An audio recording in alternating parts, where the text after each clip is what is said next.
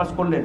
নিশ্চয় সাংবাদিক হিসেবে সাংবাদিক প্রধান দায়িত্ব ছিল যে চুক্তি করেছে, কি কি চুক্তি, আমরা চুক্তিগুলো জানতে চাই। না, সেদিন সে প্রশ্নটি করেননি।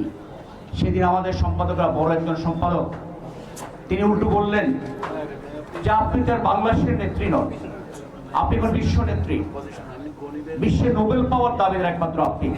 এর তো নির্লজ্জ দলদাসগিরি আর কি হতে পারে? আমি হাসিনাকে কেন দায়ী করব? আমরা কি আয়নাঘরে নিউজ করেছি? আমরা বিদেশি গণমাধ্যমে আয়নাঘরে নিউজ পেয়েছি, কেন আমরা করলাম না, করতে পারিনি? এতগুলো মানুষকে যে গুম করা হলো, খুন করা হলো, নারায়ণগঞ্জে যে একটা ত্রাসের রাজত্ব কায়েম করা হলো, আমাদের গণমাধ্যম কি সেটা লিখেছে? সেদিন যদি রুখে দাঁড়াতো, গণমাধ্যম কজনে মারত?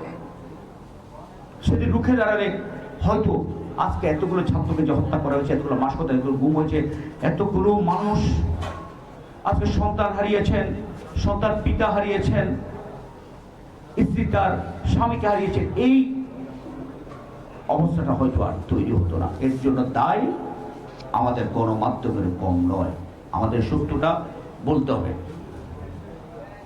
শেখ হাসিনা যে কন্ট্রোল করেছেন গণমাধ্যম, এর জন্য প্রশাসন থেকে শুরু করে, সেই সময়টা দলদাস প্রশাসন থেকে শুরু করে আইন আদালত কোনো কিছুকে বাদ দেননি। আপনাদের নিশ্চয়ই খেয়াল আছে, মাহমুদ রহমান একটি মামলায় দাঁড়ালেন, আমাদের সম্পাদক শুনানিতে আদালতের বিচারপতি বললেন এজলাসে বসে যে ট্রুথ ইজ নো ডিফেন্স।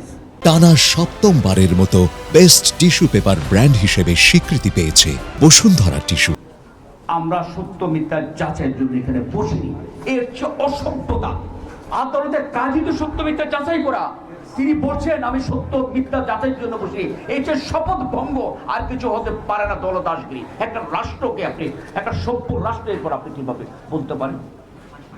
এই অবস্থায় নিয়ে গেছিল এই দেশটাকে। আমার এক ভাই শুরুতে আমি যখন আসে বক্তব্য বলছিলেন যে আমাদের মামলা হচ্ছে, এই হচ্ছে, সে হচ্ছে, আর ভাই পিঁপড়ের কামড়, ওই যে অজাবের সময় চুবল তো থেকে তো পাচ্ছেন, হচ্ছে না তা না।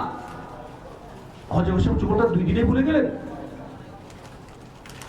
হ্যাঁ, আমরা এখনো মামলা হোক সেটাও আমরাও চাই না।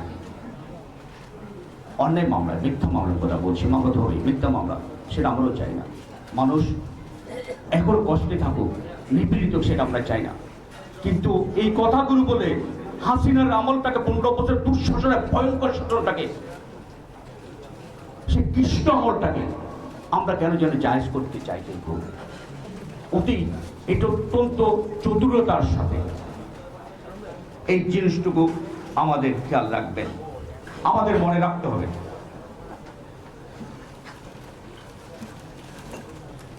সাংবাদিকতার প্রথম বাধ্যবাধকতা হচ্ছে সত্যের প্রতি।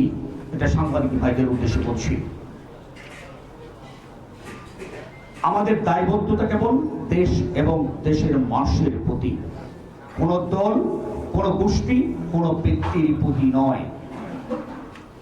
সাংবাদিকতার মূল মন্ত্রটা হচ্ছে কোনো ক্ষেত্রে, কোনো অবস্থাতে মিথ্যার সাথে আপোষ করা যাবে না।